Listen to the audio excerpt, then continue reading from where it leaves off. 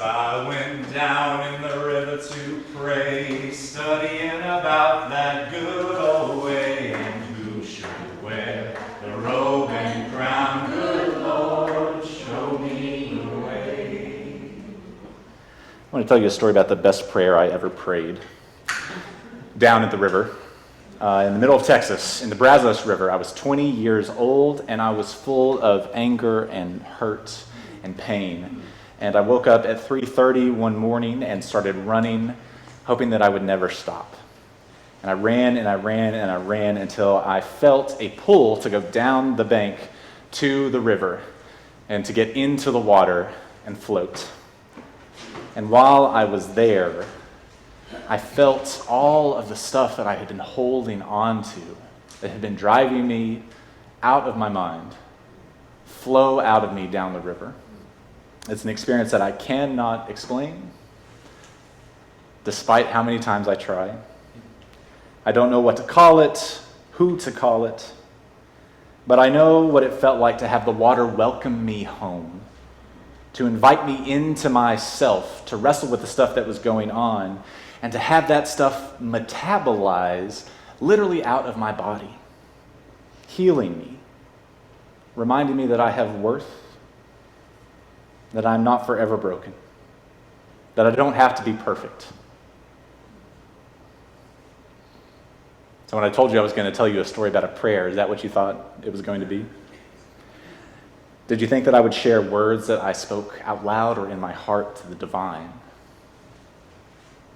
What if prayer isn't about talking to an outside force or presence, but it is more about getting in touch with yourself, with a capital S, self? What if it's about getting in touch with all the parts of ourselves, all the places that make us us? And what if prayer is how we answer an invitation of welcome, like from a river?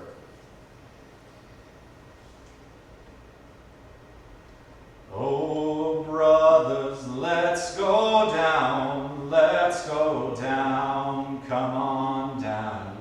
Oh, brothers, let's go down in the river to pray. Friends, in a world of constant anxiety and outrage and fear on repeat, in a world of dehumanization of anyone who does not look like me, pray like me, think like me, in a world of what we call white supremacy culture, all of us are affected. All of us are swimming in water that has been polluted. Now, how does that affect us? How does it affect you, me, us? How does it affect ourself with a capital S? How often are we dehumanized by the virus of systemic racism and oppression without even knowing it? Writer and therapist Resmaa Menakem talks about forging a way through whiteness, this system of pervasive dehumanization. And he invites us to build anti-racism into our lives as the antidote.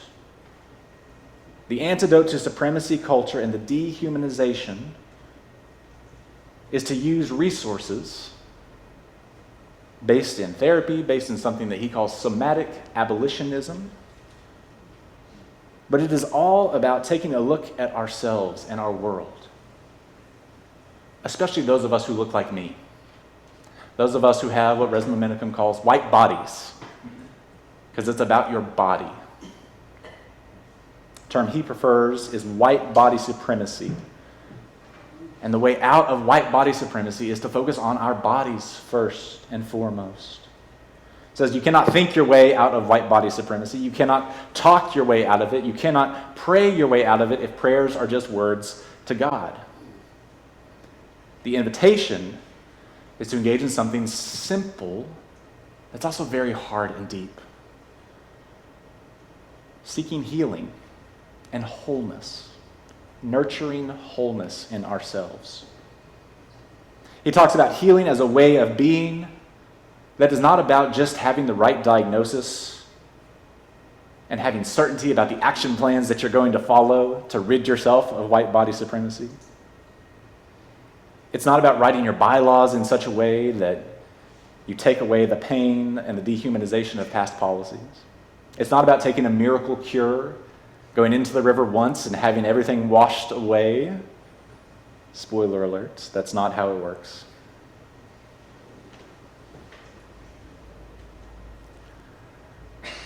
Oh, sisters, let's go down, come on down. Oh, sisters, let's go down in the river to pray.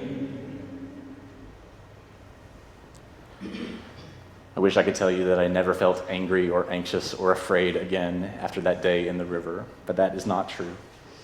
Healing does not happen all at once and forever, but rather healing in this view of our bodies, in this view of building healing culture, nurturing wholeness, happens in relationship with each other and with ourselves.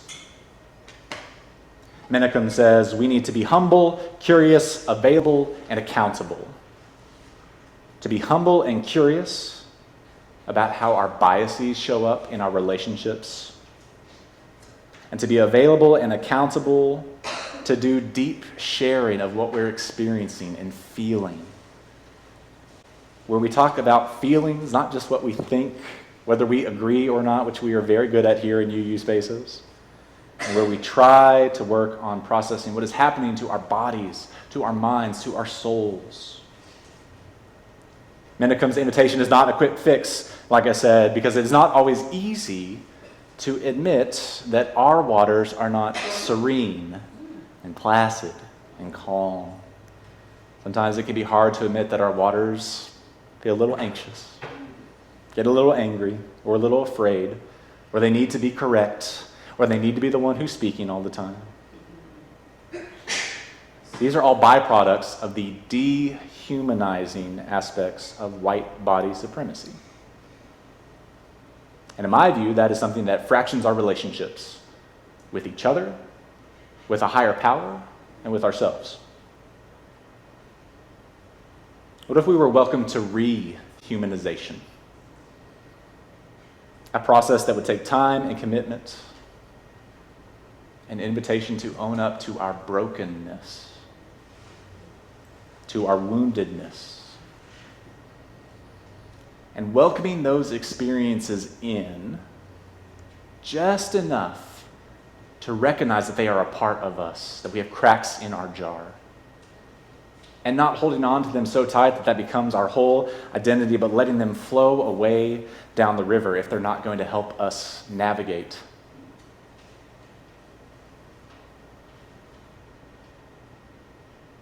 Oh, siblings, let's go down, come on down. Oh, siblings, let's go down in the river to pray. Friends, welcome to being human. All of us have gotten washed in pollution amidst our holy waters. All of us have been told in so many ways by so many people and so many systems that we are not enough, that you're not doing enough, that you don't have enough, that you are not rich enough, pretty enough, slim enough, white enough, black enough. What if our prayer was how we answer an invitation from the river? The place that calls us back and reminds us that you are enough. If we take a look at ourselves with a capital S, and take a look at the water spilled from your cracks that feels like the end of the world until we see what flowers have grown from them. The way that we have helped something else bloom in our brokenness.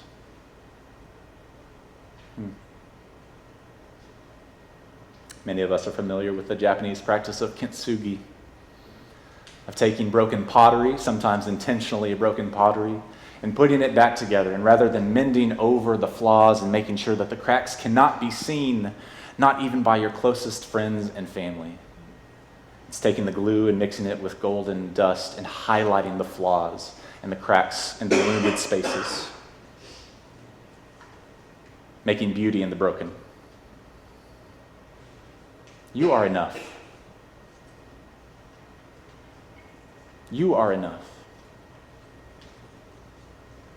You are enough. Oh, children, let's go down, let's go down, come on down. Oh, children, let's go down, down in the river to pray.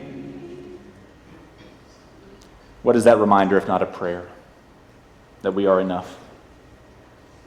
What is the fact that we're all a bunch of crackpots, covered in golden strands of grace, binding up our broken places, welcoming in healing and wholeness and restoration?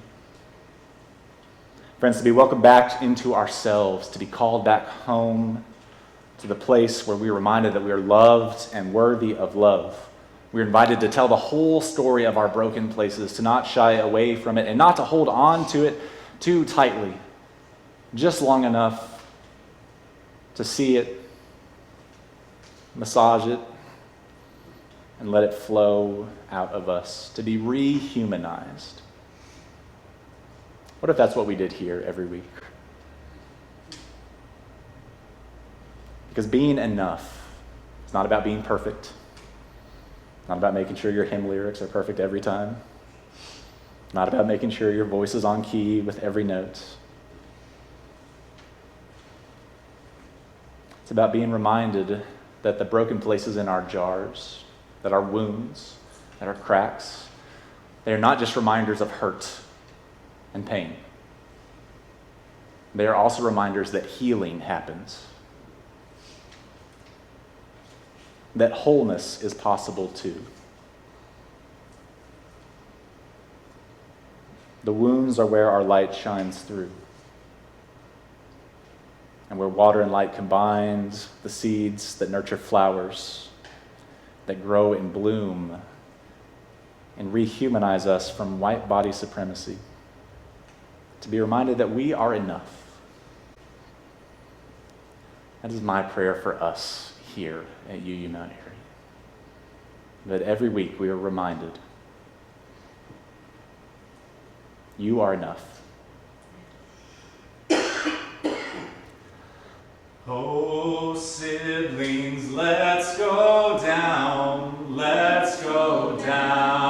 come on down. Oh, siblings, let's go down, down in the river to pray. May it be so, friends. Amen.